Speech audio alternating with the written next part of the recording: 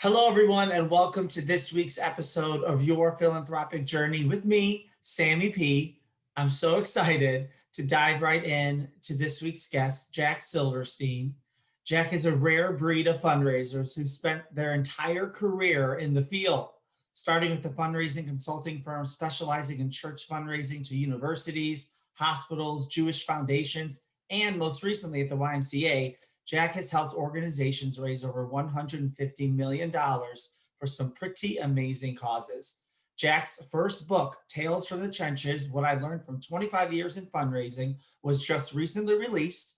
And in it, he shares his thoughts on everything from dispelling myths about fundraising to leadership in fundraising, all the way to Giving Tuesday.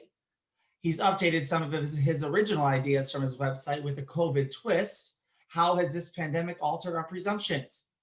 Jack is married to Sarah, a social worker, and they have two sons who keep them busy and laughing. He enjoys cycling, running, watching football, a good cigar, and a great single malt scotch in his spare time. Jack, that's a great resume. Welcome to the show. I'm Thank so you. excited to finally have you here. I'm really excited myself. Thank you so much. So this book, let's jump right into that. How did that come about? And that had a lot to do with your philanthropic journey with your 25 years. So is that what really made an impact on you writing a book?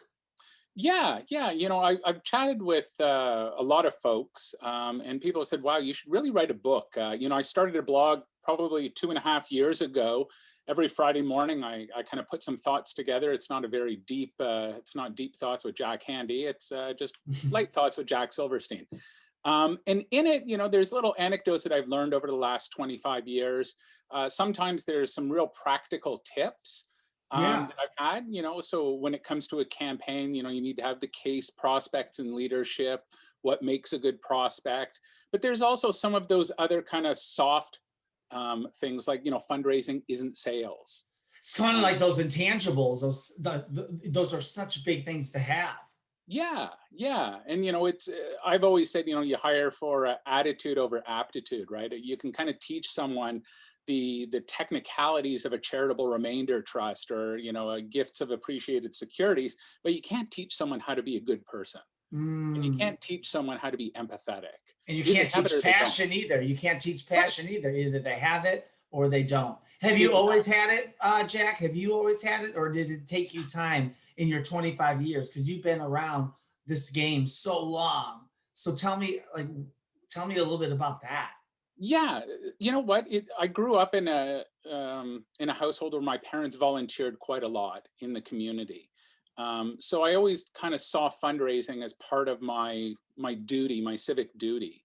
And I love doing it. And I have to be passionate about the cause, otherwise I can't do it. It would be disingenuous of me.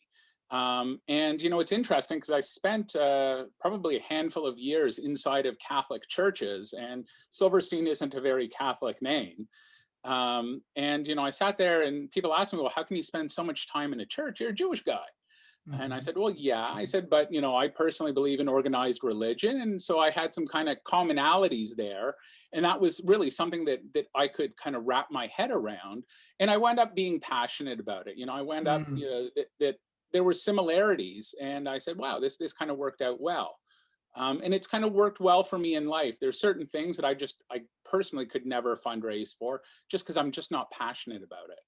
Absolutely. Talk to me more about that passion when you first entered the field, your philanthropic journey. Do you have any memories of the early years of lessons you've learned or things that you had no idea would be happening today? Or tell me a little bit Yeah. about that.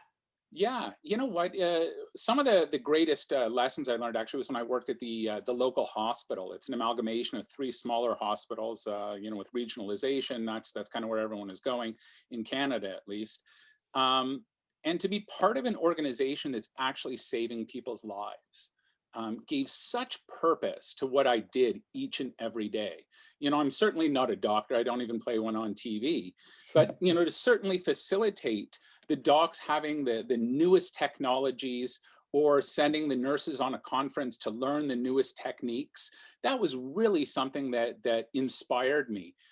There was a research arm as well. So, Mm-hmm. to try and Mm-hmm. find a cure for cancer, for instance, is pretty impressive. And I think that those kind of passions, my latest gig that I was at for, 8.5 years, had 300 and some odd folks each and every night that used the YMCA as their own primary shelter. Mm. It was an emergency shelter for families. And you sit there and you scratch your head and said, "Oh my goodness, I'm so lucky for the opportunities I was given." And the passion is unbelievable. When I worked for the Jewish community, I was fortunate enough to go to Ethiopia twice, Mm. and to watch some of our dollars at work there. And it was unbelievable. Mm. You're sitting here, I remember texting my wife one night from Ethiopia, and we were arguing about hardwood floors and, what kind of hardwood floors we should have in the house. Yeah, right. Is that And crazy how life just puts things in perspective for you? yeah, and there's people who are literally living in mud huts with, there's dung walls and there's no indoor plumbing, there's nothing. And I'm sitting there scratching my head going, "Oh my gosh, we're arguing over about whether it should be cherry wood or oak wood." It's not Sure. really. Sure. And the impact, you talked about that. How important, now I'm sure that's in your book, Yeah, about the power of impact, or I'm sure you talk about the impact of a dollar and the definitely. impact a donor can have. Let's talk a little bit about why it's so important for donors and prospects to see some impact in their giving. So great point. I was fortunate enough to be part of the 2164 group, and the 2164 group is by Andrea and Charles Bronfman Charities in New York City, and they essentially talk about intergenerational transfer of wealth from people in between 21 and 64 years old. So that's how they got Mm. their name, 2164. And Jeffrey Solomon and Charles Bronfman wrote a great book called The Art of Giving.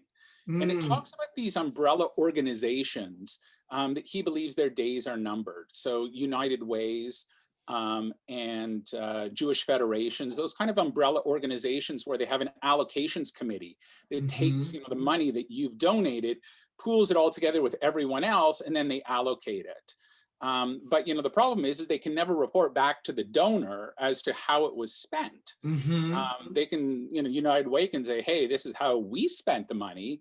But if you wanted the money to go to the local Humane Society, they could never hear right back from the Humane Society. So I think that those are kind of drifting away. And I think donors today really want to control their philanthropy.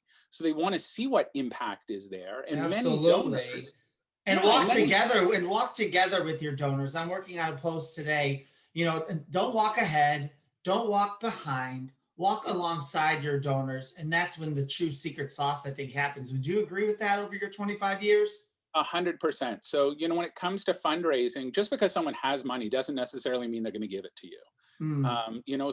So where the fundraising sweet spot is where you have the donors' priorities and your priorities, where they intersect. That's the Boom. sweet spot. And I call that the philanthropic bridge. When I Yeah, find out the donor and their passions with the institution and what the institution can do, you put those together and bada bing, bada boom. Then you hit that secret sauce. Now you exactly. mentioned a little bit about it. I think, Jack, and now you're the expert here, 25 years in the field, new book coming out.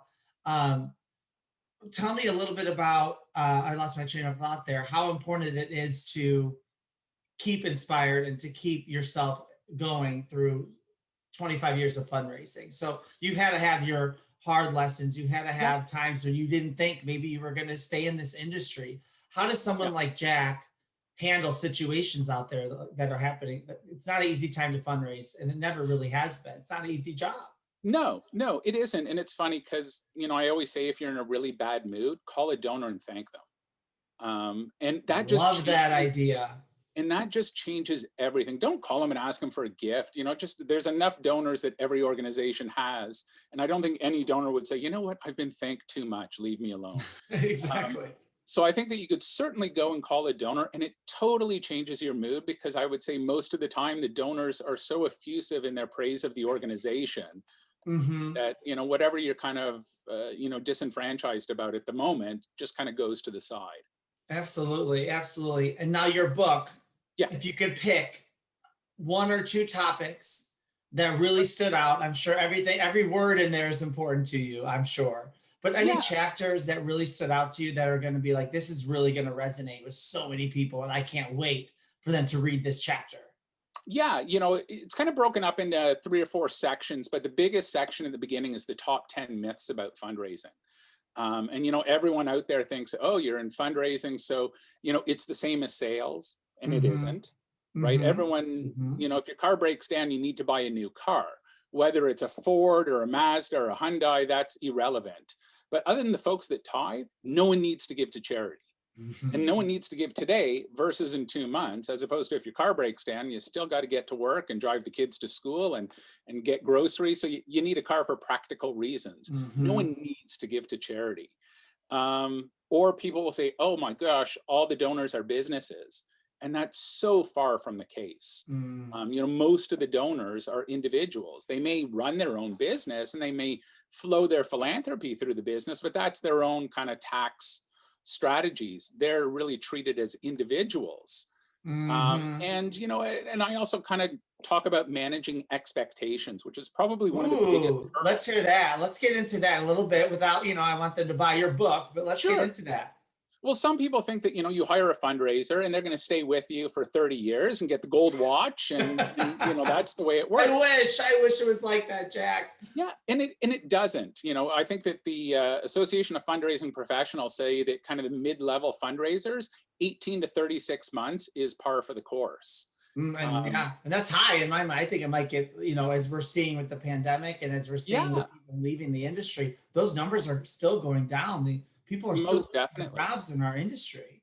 Yeah, yeah. And I think that, this COVID has certainly thrown a monkey wrench into a lot of things. And there are people who are a bit spooked by the whole philanthropic world. And, there are many organizations that, one of the first things they cut was the philanthropic staff during COVID-19, which is probably the worst thing they could possibly do. It's like turning off the faucet and then saying, well, wow, we have no more money.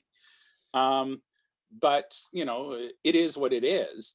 But I think managing those expectations. So, if it's 18 to 36 is the average and your staff is on average 4 to 5 years, that's great. If you're thinking that your staff is going to stay with you for a decade or so, you're dreaming in Technicolor. It Mm, just doesn't happen. I think they say these days that a college graduate will go through 9 different careers in their life, not 9 jobs, 9 wow. careers. Wow. And Wow. so many people just don't do fundraising. They weren't trained to do fundraising. They kind of did it off the side of their desk, or they fell into it. They Or volunteered, and volunteering, as we yeah, know, is very different than working for a nonprofit. If you're a volunteer, 100%. you're going to be doing things that that you had no idea what actually you would do if you were employed. So and Exactly. sometimes even the most powerful volunteers, they're not staff. We Right. got to empower, but we have to empower those volunteers just like we would empower a power donor. When you have Most volunteers that are working your events, that are making the calls, that are maybe on your board, you treat them as good as a major gift prospect or any other prospect, in my mind. What are your thoughts on treating volunteers like that? 100%. There's something called the Pareto principle, which says 80% of the work is done by 20% of the people. Mm-hmm. And that just, the same can come with fundraising, right? Where it used to be 80% of the money came from 20% of the donors. That's probably today more like 95-5. Mm-hmm. Um, but it's that whole Pareto principle. So, having some really good volunteers is amazing. And I think that Mm-hmm. sometimes organizations feel that they have a volunteer for life. And I Mm-hmm. think that's a huge mistake. And I think that And the a donor younger, for life. They think they're going to have donors for life just because they keep giving those gifts. But if you don't thank those donors, yeah, if you don't show that you care and you bring them into your mission, those donors will leave too eventually. yeah. And I think that a lot of it has to do with demographics, right? The older folks. I remember I was once behind a glass wall we did some surveys of donors. Mm. And we had someone speak to them, and there were focus groups, and it was behind a glass wall, and I watched. They tended to be older direct mail donors, and once you're on that list, almost nothing can take you off of that list. And we even Mm. asked, like, what about fraud? Nope, we'll still Nothing. give. Wow. Nothing, because they still believe in the cause. Mm-hmm. They said they may give less, but they're still going to donate. And kind of once you're on that list, you're on that list. The younger folks are the exact opposite.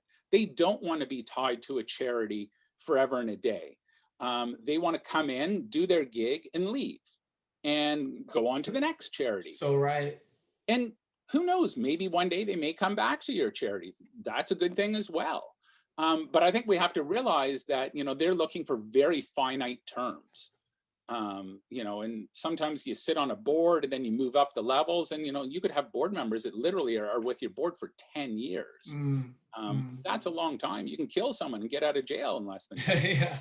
Do you have a best story, a best donor story to kind of, when you were, I want to talk more about when you were younger, Yeah. in your younger philanthropic days, your first gift or one of the first most impactful gifts that you received. Can you Yeah. take me down that journey a little bit? Sure. It was with a local philanthropist. The guy emigrated from Greece with a grade 8 education, barely spoke English, couldn't read or write. So when we went to a proposal, he was an exceptionally wealthy individual, and we went to a proposal, and we were going to name something at the local hospital. I went and had an artist's rendering done up with his naming on it, and I had it done in Greek as well. And to him, like, no one had ever, spoken about his own personal culture and what was so important to him. So we wound up donating it, and it was $1 million, and the deal was supposed to be $200,000 a year for 5 years, for a total of $1 million. So he said to me, he said, "Jack, I'm not signing a bloody thing." So I'm like, "Oh my goodness, now what?" He says, "If I have a bad year in business, I want the ability to skip that year. I'll make it up." So I said, "Okay." I said, "Can we agree that in 5 years, this organization will receive $1 million cash?" "Yep." "I'm still not signing anything." Okay, we shook hands on it. He used to call me every 3 months, say, "You want some cash? Come on down here." And he paid it off in 9 months. Wow. Had I done it my way, it would have been 5 years. Now, So why do you you think he learn, did? Yeah, go ahead. so you just learn, that the donor gives you cues. And, if I would have been so rigid and said, A, you have to sign it, and Oh B, my gosh, you're right. you would have lost out, because he would have told me to go, You head to followed your head. intuition. I'm in the, and, NextGen Fundraisers is really an intuitive business. And I think you Yeah, followed your intuition as well there. So I most think, definitely. yeah. You have 2 ears and 1 mouth, so you should be listening twice as much as you speak. And donors give you clues. Really good fundraisers rarely ask for money. I was with a donor once, and they were explaining what's going on, and they said, "Well, what do you need?" And I said, "Oh, well, we need 250K for blah blah blah blah." Okay, done. Wow. Yeah, Um, that can happen. And you never, and then it's up to you. And then the gift, when that gift comes in, Jack, right. that's also where the magic still happens. You're not just going to collect that check and then be on your merry way. What are you doing, Jack, to make sure that he's stewarded correctly, or he or she? Well, it's interesting. I'm a huge advocate of moves management, right? So many people Me think too. that once you're done and you've got the gift and you've given a tax receipt, that's it. Uh, No. as a matter of fact, there used to be a fundraising joke that, if you ever wanted a charity to stop calling you, give them $1,000 and they'll stop calling you. Wow. Because it's right in that kind of middle phase where they really don't know what to do with you. And I don't think that you want to be genuine as to what's going on, and you want to take your cue from the donors. What are they interested in? So if they're interested in a certain area, if you're at a hospital and they're interested in a certain area, giving them the whole schmadre about everything that's happening in all the other areas is of no use to them. But I used to kind of keep files. I'm like, "Oh, I came across this on the internet," or, "This research is happening. Thought you might be interested." And you become seen as an industry expert. So Wow. even when I left my positions, I still had donors that would call me and say, "Jack, I need your advice. We have a family foundation. We're thinking of giving X amount of dollars to charity ABC. What do you think?" And so, it's that level of trust that's there. Um, Absolutely. Trust, that's so important. Trust, authenticity, vulnerability, those huge characteristics that you should have as a fundraiser, and that ability to really bring that human touch, which I believe that that's what you've been doing for 25 years, is bringing yeah, a human touch to philanthropy. And people have been preaching this now for the last couple of years, or 5 to 10 years, but you've been doing this for 25 years. You've never right, stepped away of how you treated your donors. You right. never or did you try to change yourself a little bit in the beginning to try to fit the mold of what a major gift officer should look like? I got to dress like this. I need to act like this and bring my pieces of roll, all my paper with me and put it right up into I used to, my first meeting, and I'll admit it, I had a folder ready to go. I got all the pamphlets. I had this, I had all the tools that I thought I needed for this meeting. And it was our first meeting, and all it was a conversation. And Right. I didn't need to hand them all over this collateral. I didn't need them to leave with them with another, article to read or something with, the university. That was just what I noticed during that time. Yeah, and you know what? I think so many places use collateral as a crutch, right? I can't go out until I have all this That's what collateral. I did. Exactly. I did that. And this was when I was in my 20s. So, I'm Yeah. 36 now, but I learned those lessons. Did you ever do anything that you were like, oh my gosh, Jack, now looking back, I can't believe I did that? Yeah, yeah. I was with a symphony once, and we went to go see a fairly well-heeled community member, and he saw the package and he looked at me. He goes, "Yeah, you have 30 seconds to tell me what you want, and don't give me any of that." And so he cut to the chase. So I think that fundraisers need to realize they don't need to know everything about the case. You need to know enough to inspire the donor, and then you Mhm. bring in the professionals, right? So That's what so I did. You bring in the CEO, or you bring in your, exactly. the programs person, so they maybe have a lunch together and get everyone on the same Exactly. page, because if they're interested in that area, the more people you can get involved in here's what I believe in. Yes, they're the organization's prospects, but if I can introduce my prospects to other people in the organization, primarily even higher than me or in a higher position of power, of authority, I can Yeah, get them in touch with them so they feel even more special, that they're getting this special treatment by me introducing them to other members of my team. Because they right. don't want, I don't want them to just work with me, because what if I were to leave and then what? Well, That's a big problem. that's it. So the reality is that not everyone needs to be a fundraiser, but everyone needs to be involved in fundraising, right? So whether Say it's that think, again. Everyone needs to be involved in fundraising. That it's a yeah, team effort, development, advancement. It's a team effort.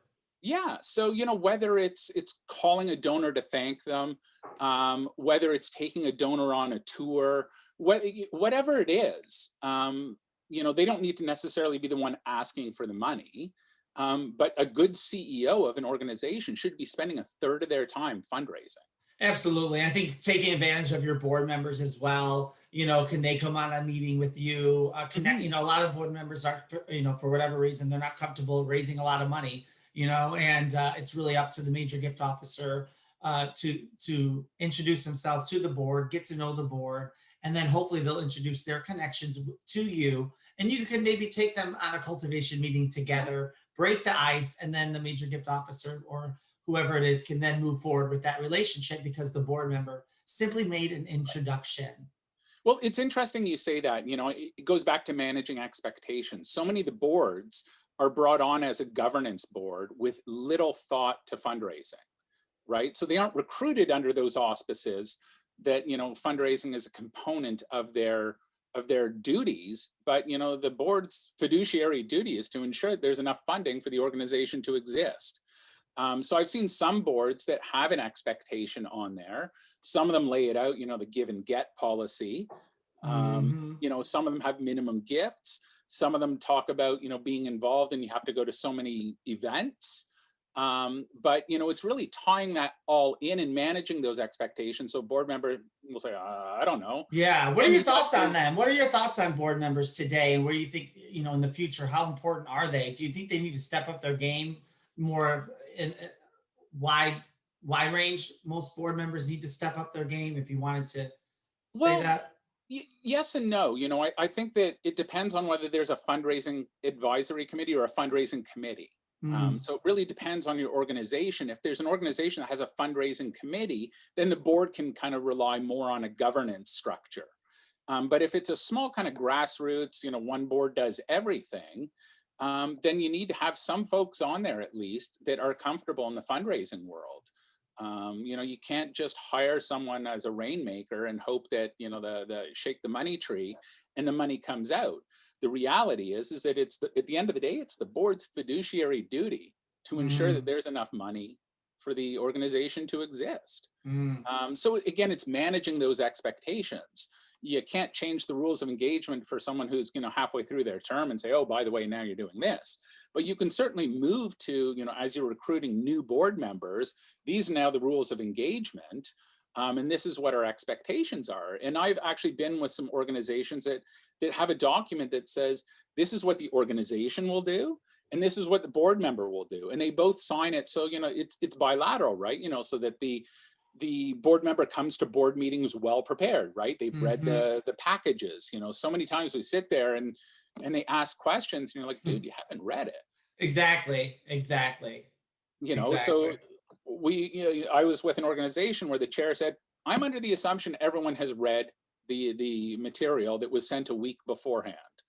And so, sometimes there are very quick meetings because some of them didn't read the materials, so they didn't feel that they were empowered to speak. Mm-hmm, mm-hmm. And now let's bring in another twist, COVID-19. Yeah. And I know that you've updated some of your ideas on your website. What have you seen? How are people pivoting? How did you adjust? Because that's a big adjustment to make in the middle of everything that you're having to do. It is. And, when I was with my last organization, we called every single monthly donor once the lockdown hit. Mm, And it was really just an excuse actually to get in front of the donor. And so we said to them, we said, you know what, we have no idea what your personal circumstances are, whether they've been, laid off, furloughed, whatever the case may be. Your next payment of $50 is coming out on the 17th of the month. Can we still go ahead and take that off your credit card? sure.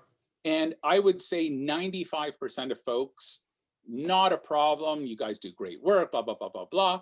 There were some folks that even said, hey, that's all I'm giving. You can increase it during these times.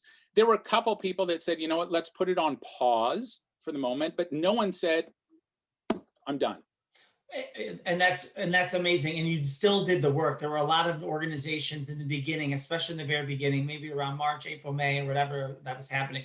They weren't making those Right. adjustments. They thought that they could get away with doing an event or maybe this golf tournament, and then you couldn't, and then that's a big loss. So I think the earlier people noticed that they had to pivot, the better. And I think Yeah. you could tell which organizations, which nonprofit leaders have pivoted completely and are now, the whole game has changed. And I think the people that are struggling the most are the micromanagers or the people that have done the same things over and over for 60 years, and now for the very first time they have to change it up. And I think that the ego can get in the way.